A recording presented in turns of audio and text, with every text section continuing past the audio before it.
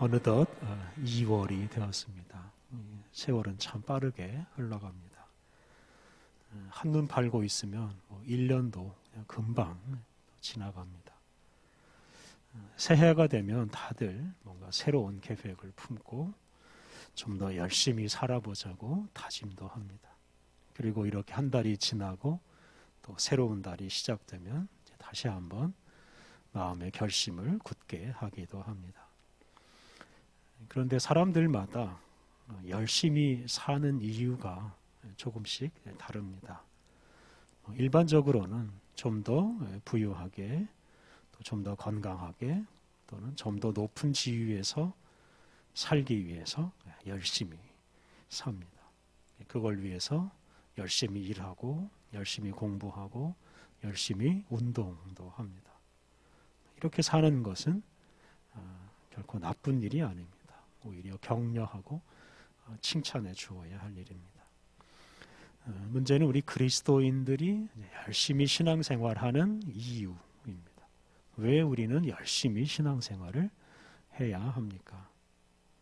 만약 앞서 말한 대로 단지 좀 더 부유하고 건강하게 또 높은 지위에서 살고 싶어서 신앙생활을 열심히 한다면 그런 신앙생활은 칭찬받기가 어렵습니다.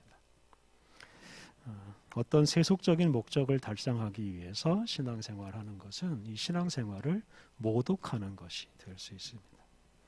예를 들어 이 정치인들이 선거철이면 당선되기 위해서 교회 예배에 참석하거나 또는 신앙생활하는 척하는 것은 신앙생활을 사실상 모독하는 것입니다.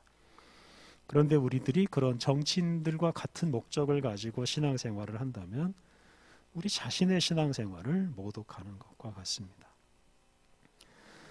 그렇다면 우리는 무엇을 위해서 신앙생활을 해야 하겠습니까? 여러 가지 신앙생활의 목적을 말할 수 있습니다.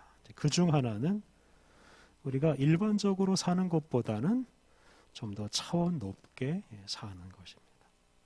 일반적으로 사는 사람들보다는 좀 더 바르게 사는 것입니다. 그렇다면 차원 높게 또 바르게 산다는 것은 어떤 것이겠습니까? 그것은 무엇보다 하나님 말씀을 따라서 살아가는 것입니다. 특히 우리 위해서 죽으시고 부활하신 예수님의 말씀을 따라서 또는 예수님처럼 예수님을 본받아서 살아가는 것입니다. 그래서 우리는 바르게 살기 위해서 다른 사람과는 조금은 다르게 살기 위해서 예수님과 예수님의 말씀을 늘 묵상하고 공부해야 합니다. 그런데 오늘 본문에서는 예수님께서 바르게 산다는 것은 곧 생명을 구하는 것이다 라고 우리에게 말씀해 주십니다. 올해 수요기도회 시간에 생명을 살리는 신약성경 읽기라는 주제로 신약성경을 하나하나 공부하고 있습니다. 지난 1월에는 마태복음을 4차례 공부했습니다. 이제 2월이 되었는데 2월에는 마가복음을 4차례 공부하려고 합니다. 이 마태복음과 마가복음은 다 예수님의 말씀과 예수님의 행적을 가르쳐 준다는 점에서 공통점이 많습니다. 일반적으로 마가복음이 먼저 기록되고 마태는 이 마가복음을 참고로 해서 마태복음을 기록했다고 합니다. 이것 때문에 마태복음과 마가복음에는 똑같은 이야기들이 이제 반복해서 나옵니다. 그런데 이렇게 두 성경의 공통점만 있으면 마태복음과 마가복음 둘 중에 하나만 성경으로 채택을 했을 것입니다. 두 복음서가 각각 특별한 관점을 가지고 각기 다른 내용을 우리에게 전해주기 때문에 이 두 책을 다 신약성경이 담고 있습니다. 이 마가는 예수님께서 십자가를 지시고 고난과 죽음의 길을 가셨다 하는 것을 아주 특별하게 강조합니다. 그리고 예수님의 제자들, 예수님을 따르는 사람들 역시 예수님처럼 십자가를 지고 고난의 길을 가야 한다라고 말합니다. 그래서 마가는 예수님께서 처음부터 끝까지 이렇게 고난 당하는 사람들과 함께 하시고 또 예수님께서 친히 고난을 당하시고 죽음의 길을 가셨다 하는 말씀을 우리에게 전해줍니다. 예수님은 주로 가난한 사람들, 또 약한 사람들, 병든 사람들, 죄인들, 심지어 죽은 사람들을 주로 만나셨습니다. 그리고 그들에게 하나님 나라 복음을 전하시고 그들을 치유하시고 그들을 용서하시고 그들이 하나님 나라 백성으로 살게 하셨습니다. 이런 예수님의 생애를 연약한 사람들과 죽어가는 사람들을 치유하고 살리는 생애라고 요약할 수가 있습니다. 오늘 본문에서도 예수님은 참 연약한 사람, 병에 걸린 사람, 장애인을 만나시고 그를 치유하셔서 그의 생명을 풍성하게 해주십니다. 오늘 읽은 본문 1절과 2절은 오늘 이야기의 배경입니다. 오늘 본문의 이야기가 일어난 곳은 1절에 나오는 대로 회당입니다. 그리고 이 이야기가 일어난 때 시점은 2절에 나오는 대로 안식일입니다. 예수님께서 안식일에 회당에 들어가셨을 때 오늘 본문의 이야기가 일어났습니다. 이 당시 유대인들은 안식일이 되면 다들 회당에 모여서 율법을 읽고 공부했습니다. 그것이 이제 경건한 유대인들이 마땅히 해야 하는 일이었습니다. 그래서 예수님도 그런 관례에 따라서 회당을 찾아가시고 회당에서 사람들과 함께 성경 말씀을 공부하십니다. 그런데 그 회당 한쪽에 한쪽 손 마른 사람이 있었습니다. 한 손을 제대로 쓰지 못하는 장애인이 있었습니다. 그런데 이런 상황에서 사람들이 예수님을 주시합니다. 2절 말씀을 보면요. 사람들이 예수를 고발하려 하여 안식일에 그 사람을 고쳐주시는가 주시하고 있거늘. 사람들이 고발할 마음을 품고 예수님이 그 장애인을 고쳐주시는지를 뚜렷 이렇게 주시하고 있습니다. 이 당시 유대인들은 안식일에는 일을 하지 않아야 한다라고 생각했고 그것을 규정으로 만들었습니다. 그래서 그 규정으로 일반적인 노동 다 금지했고요. 여행을 하지 못하도록 걸음수까지 제한을 했습니다. 이 당시 유대인들은 안식일에는 2000규빗, 약 1km 정도만 걸을 수 있다라고 규정을 하고 그 이상으로 걸어 다니면 안식일을 범한 것으로 규정하고 그 사람에게 벌을 내렸습니다. 그리고 사람을 치료하는 일도 이 일이기 때문에 그것을 금지하였습니다.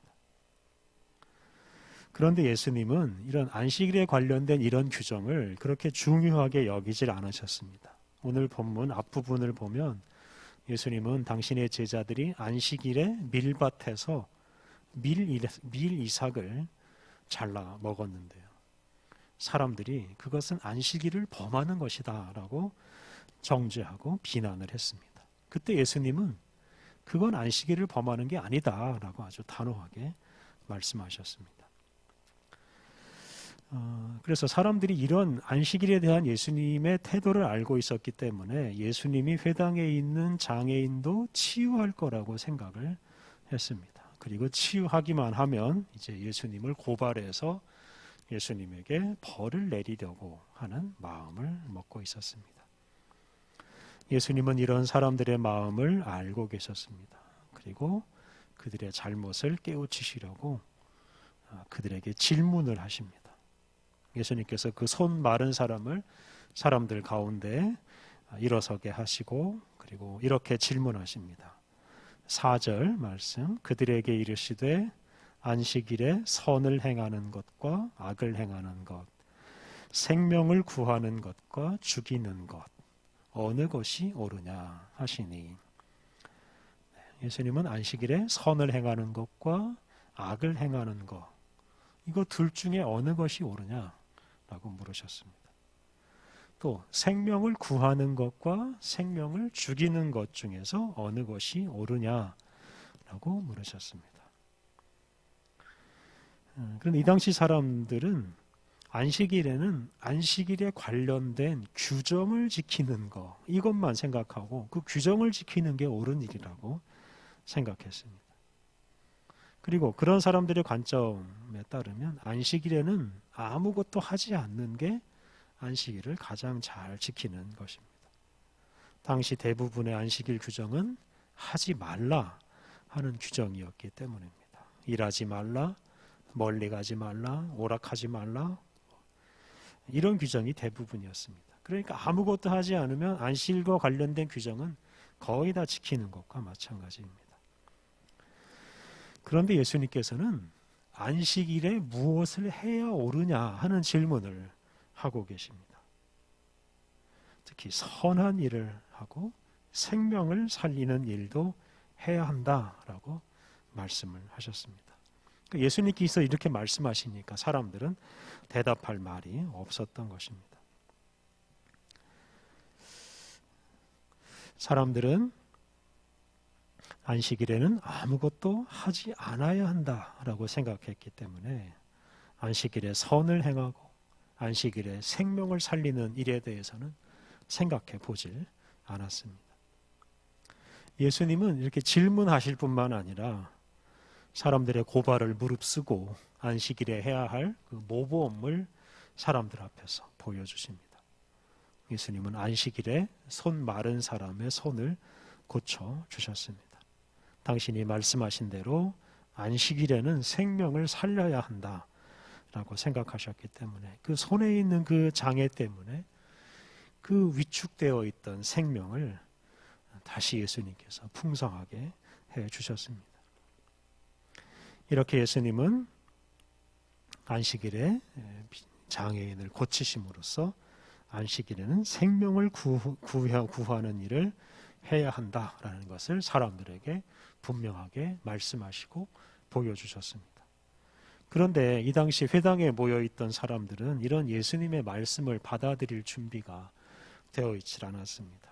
5절 앞부분을 보면 예수님은 그들의 마음의 완악함을 탄식하시고 분노하셨습니다. 앞서 말한 대로 그들은 예수님을 고발할 마음을 품고 예수님의 행위를 주시하고 있었습니다. 그들은 예수님이 안식일 규정을 어기면 예수님에게 벌을 내리고 심지어 오늘 본문 마지막 절에 나오는 것처럼 예수님을 죽이려고 하고 있었습니다. 이렇게 고발할 마음을 품고 죽이려고 하는 마음을 품고 안식일을 지키는 사람들, 이런 사람들을 보고 예수님은 탄식하시고 분노하신 것입니다. 안식일은 하나님께서 천지 만물을 창조하신 후에 쉬면서 당신이 창조한 그 창조 세계를 즐겁게 바라보신 것을 기념하는 날입니다. 또한 이스라엘 민족이 애굽의 압제에서 벗어나서 안식을 누리게 된 것을 기념하는 날입니다. 이렇게 좋은 날에 유대인들은 예수님을 해치려고 하는 그런 악한 마음을 품고 있었습니다. 예수님은 그런 완악함에 대해서 한탄하시고 분노하셨습니다. 예수님이 보시기에 그런 사람들은 안식일을 제대로 지키는 사람들이 아닙니다. 지난 주일에 미가 6장 말씀을 묵상하면서 그 제사 드리는 것 같은 이런 어떤 종교적인 의무를 다하는 것보다는 정의를 실천하고 인자를 사랑하고 하나님과 함께 행하는 것이 더 중요하다는 말씀을 드렸습니다. 정의와 사랑을 실천하고 하나님과 동행하는 것이 어떤 종교적인 규칙을 지키는 것보다 훨씬 더 중요합니다. 정의와 사랑을 실천하면서 하나님과 함께 걷는 것이 바로 이 종교적인 규칙을 지키는 가장 큰 목적이 되어야 합니다. 오늘 본문에서 예수님은 안식일에 관련된 규정을 지키는 것보다는 선을 행하고 생명을 살리는 것이 더 중요하다고 말씀하셨습니다. 선을 행하고 생명을 살리는 것이 안식일을 지키는 목적이 되어야 된다는 말씀입니다. 그러니까 이것을 좀 더 확대해서 말하면 우리들의 신앙생활도 어떤 규칙을 지키는 것을 넘어서 선을 행하고 생명을 살리는 그런 행위가 있어야 합니다. 우리가 주일이나 수요일에 이렇게 모여서 예배드리고 하나님 말씀을 묵상하고 있습니다만 이런 행위 자체로 우리가 해야 할 일을 다 했다라고 생각해서는 안 됩니다. 오늘 본문에 나오는 예수님의 행위는 안식일을 지키는 새로운 방법을 제시하고 있습니다. 예수님은 안식일에 선을 행하고 생명을 구하는 것이 안식일을 가장 잘 지키는 길이라고 하셨습니다. 우리는 이 말씀을 이제 주일을 잘 지키는 방법으로 받아들일 수 있습니다.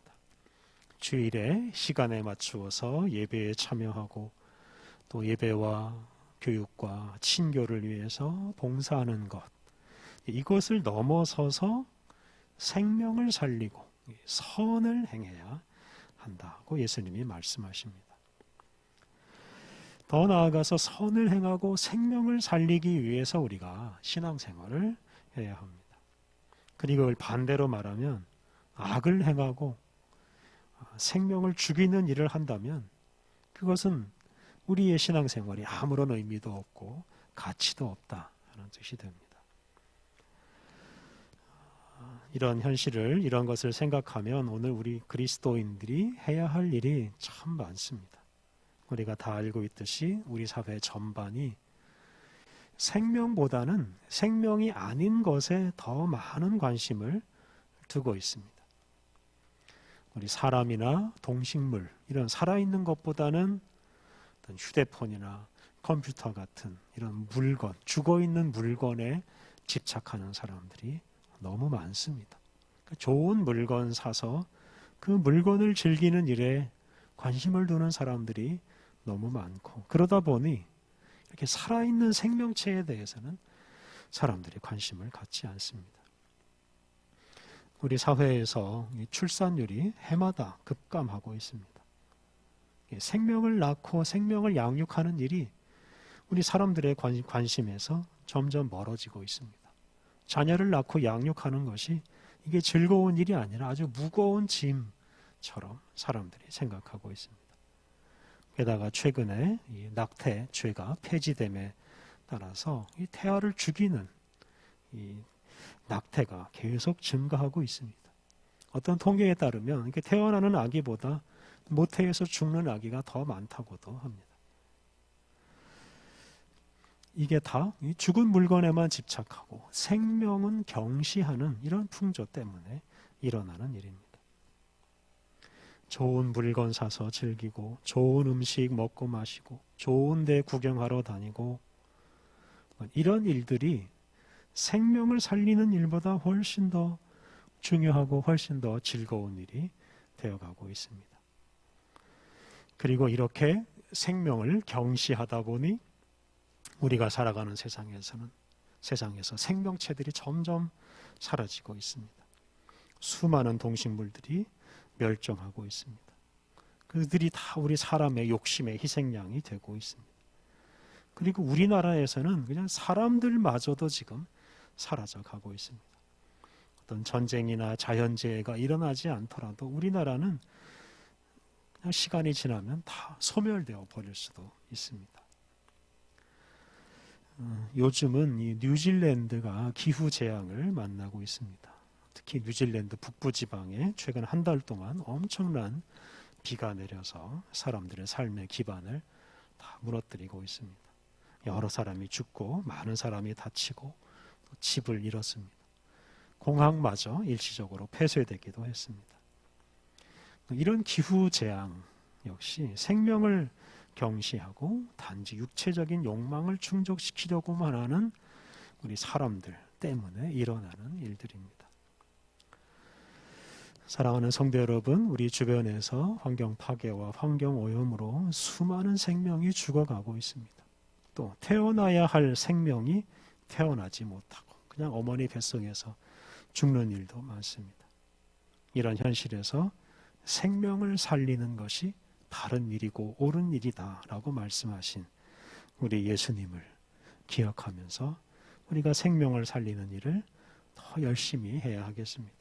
선을 행하고 생명을 구하는 것이 오늘 우리 시대 그리스도인들에게 주어진 가장 중요한 사명이라고 생각해야 하겠습니다. 그래서 이 생명을 살리는 사람이 신앙생활을 가장 잘하는 사람입니다.